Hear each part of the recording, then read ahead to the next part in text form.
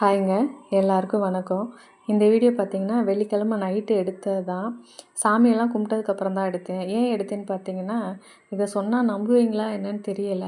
இருந்தாலும் சொல்கிறேன். நேற்று பார்த்தீங்கன்னா, வரலட்சுமி விரதம். எல்லாருமே கலசம் வச்சு, ஃபோட்டோ வச்சுலாம் கும்பிட்டுருப்பாங்க. நான் காலையிலேருந்து கும்பிடணும்னு நினச்சேன். அப்புறம் கும்பல. சரி நார்மலாக உள்ள வெள்ளிக்கிழமை பூஜைக்கு மட்டும் கும்பிடுவோம் அப்படின்னு நினச்சிட்டு, நான் எப்போதும் போல் வெள்ளிக்கிழமைக்கு எப்படி சாமி கும்பிடுவேனோ அப்படி தான் கும்பிட்டேன். கும்பிட்டுட்டு சரி சாயங்காலம் சாமி ரூமுக்கு முன்னாடி நான் எப்போதுமே பார்த்தீங்கன்னா, கீழே போய் கோலம் போட்டு வருவேன். சாமி கும்பிட்றதுக்கு முன்னாடி. அப்படி கோலம் போடும்போது பார்த்தீங்கன்னா, ஹவுஸ் ஓனர் அக்கா வந்தாங்க. வந்துட்டு கேட்டாங்க, "என்ன மீனா கோலம் போட்டுக்கிட்டு இருக்க? சாமி கும்பிட போறியான்னு?" கேட்டாங்க. "ஆமாக்கா" அப்படி சொன்னேன். "சரி சாமி கும்பிடும்போது சொல்லு மீனா, நான் வர்றேன்" அப்படின்னு சொல்லியிருந்தாங்க. நான் வந்து நார்மலா ஒரு வெள்ளிக்கிழமைக்கு தான் சாமி கும்பிட்றேன் அப்படின்னு நினச்சிட்டு நான் சொல்லிக்கிட்டு இருக்கேன். அவங்க வந்து வரலட்சுமி பூஜை தான் நான் கும்பிட்றேன், அவங்க வரேன்னு சொல்லிட்டாங்க. சரி அக்கா வர்றேன்னு சொல்கிறவங்கள நம்ம எப்படி வேணான்னு சொல்லக்கூடாது அப்படிங்கிறக்காக, சரி வீட்டுக்கு வர்றவங்களுக்கு நம்ம ஏதாவது வச்சு கொடுப்போமே அப்படின்னு நினச்சிட்டு, நான் போய் என்ன இருக்குன்னு பார்க்குறேன். எதுக்குமே நான் பிளான் பண்ணி வாங்கவே இல்லை. ஏன்னா நான் அந்த பூஜை கும்பிடலன்னு சொல்லிட்டு தான் விட்டுட்டேனே. சரி அக்காவுக்கு என்னமாவது கொடுக்கணுமே அப்படின்னு சொல்லிட்டு தேடுறேன். ஃப்ரிட்ஜில் போய் பார்த்தா ஒரு டப்பாவில் பார்த்தீங்கன்னா, நான் எப்போதுமே மஞ்சள் வாங்கினா ஃப்ரிட்ஜில் தான் வச்சுருப்பேன். அந்த டப்பாவை எடுத்து ஓப்பன் பண்ணி பார்க்குறேன், 8 மஞ்சள் கிழங்கு இருக்குது. சரி 8 மஞ்சள் கிழங்க எடுத்து சாமி ரூமுக்குள்ளே வச்சுட்டேன். இருக்கட்டும் அப்படி சொல்லிட்டு. அதுக்கப்புறம் சரி இவங்களுக்கு வளையல் வேணுமே, நம்ம வளையல்லாம் வாங்கவே இல்லையேன்னு சொல்லிட்டு, என்னோடய வளையல் ட்ராவை தொறந்தா, நான் பார்த்தீங்கன்னா கரெக்டாக 1 மாதத்துக்கு முன்னாடி எங்கள் ஊர் திருவிழா வந்திருந்தது. அதுக்கு நான் பார்த்தீங்கன்னா புது வளையல் வாங்கியிருந்தேன். ஆனால் நான் ஒரு நாள் கூட யூஸ் பண்ணவே இல்லை. வாங்கிட்டு அப்படியே கொண்டு வந்து வச்சது தான். அந்த 1 டஜன் வளையலுமே அப்படியே எடுத்து வச்சுட்டேன். அதுக்கப்புறம் சரி வளையல் இருக்குது, மஞ்சள் இருக்குது, வேறு என்ன வேணும்னு சொல்லிட்டு பார்த்தீங்கன்னா, திருமாங்கல்ய கயிறு பார்த்தீங்கன்னா, என்கிட்ட பார்த்தீங்கன்னா ஒரு டப்பாவில் போட்டு எப்போதுமே என்கிட்ட குறைஞ்சது ஒரு 10, 15 கயிறாவது இருக்கும். உள்ளே போய் பார்க்குறேன் கயிறு நிறையாவே இருந்தது. அதுலேயுமே பார்த்தீங்கன்னா, அந்த அக்காவுக்கு கயிறு எல்லாம் எடுத்துட்டேன். எடுத்துகிட்டு பார்த்தீங்கன்னா, பூ நான் ஏற்கனவே வச்சுருந்ததுனால பூவே எடுத்து வச்சுட்டேன். அப்புறம் 11 வச்சுருந்தேன்.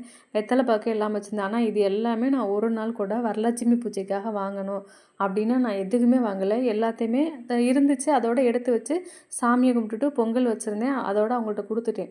இதில் என்னென்னா அவங்க 2 பேர் வந்துட்டாங்களா, அதுக்கப்புறம் எனக்கு 2 பெண் குழந்தைகள் இருக்குங்க. நான் அவங்களையும் சாமி கும்பிட சொல்லி அவங்களுக்கு தாம்பாளம் கொடுத்துட்டேன். அதுக்கப்புறம் எனக்கு பக்கத்து வீட்டு பொண்ணு ஒரு பொண்ணு இருந்துச்சு.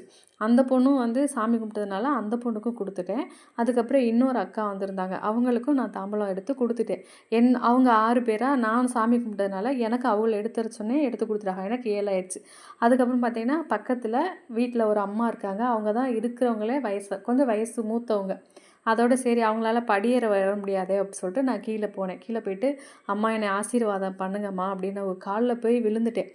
"வாப்பா" அப்படி சொன்னோடனே விழுந்துட்டேன். அவங்க குங்குமத்தை எடுத்து என் நெத்தியில் வச்சு சாமியை சொல்லி மந்திரத்தை சொல்லி நெத்தியில் வச்சு கும்பிட்டாங்க. எனக்கு பார்த்தீங்கன்னா கண்ணிலேருந்து கண்ணீரே வந்துருச்சு. எதுக்கு நம்ம அழுகுறோம் அப்படின்னு கூட தெரியல. குங்குமத்தை எடுத்து என்னோட நெத்தி வேட்டுலையும் நெத்தியிலையும் வச்சுட்டு திருமாங்கலி கழுத்தில் வைக்கிறாங்க. எனக்கு பார்த்தீங்கன்னா கண்ணில் இருந்து கண்ணீர் வந்து அப்படி பொங்கி நிற்கிது. ஏன்னா நான் நினைக்கவே இல்லை.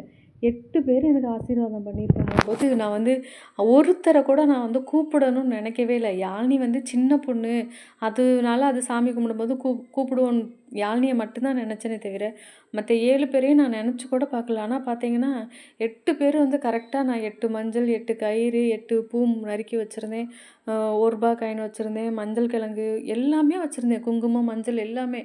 எப்படி இது நடந்துச்சுன்னே தெரியவே இல்லை. ஆனால் காலையிலேருந்து நான் நினச்சிக்கிட்டே இருக்கேன். சாமி கும்பிடணும், இந்த வருஷமாவது நல்லா கும்பிடணும், எல்லோரும் எப்படியெல்லாம் கும்பிட்றாங்க அப்படின்னு. ஆனால் எனக்கு நடந்த இந்த மிராக்கிளை வந்து என்னால் மறக்கவே முடியாது. அதுவும் கடைசியாக அந்த பெரியம்மா குங்குமம் வச்சு விட்டாங்க பாருங்கள், அது இன்னி வரைக்கும் கூட எனக்கு இப்போ நினச்சா கூட அப்படியே உடம்பெல்லாம் புல்லரிக்குது. நான் வந்து எப்படி எப்படியோ கும்பிட்டா தான் நமக்கு வந்து இறைவனர்கள் கிட்டும் அப்படின்னு நினச்சேன்.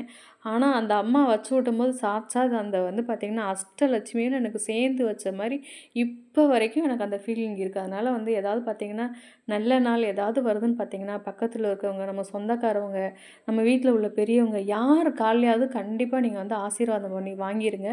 அவங்க வந்து பார்த்திங்கன்னா நமக்கு அவ்வளோ அவங்க நல்லாருன்னு சொன்னாலே ஒரு வார்த்தை போதுங்க. நம்ம என்ன பாவம் செஞ்சிருந்தாலும் எல்லாமே போய் நம்ம வந்து ரொம்ப நல்லாயிருப்போம்.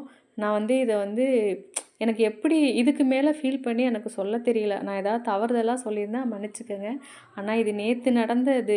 அதனால் சரி இதை உங்ககிட்ட ஷேர் பண்ணலாமே அப்படின்னு ஷேர் பண்ணுறேன். விசேஷ நாள் வந்தாலும் நம்மளால் பெரிய லெவலில் கும்பிட முடியலனாலும் நம்மள்ட்ட இருக்கிறத வச்சு கும்பிடுங்க. கண்டிப்பாக பார்த்திங்கன்னா எனக்கு அருள் கிடைச்ச மாதிரி கண்டிப்பாக உங்களுக்கும் கடவுளோட ஆசீர்வாதம், தேவியாரோட ஆசீர்வாதம் எப்போதுமே இருக்குங்க.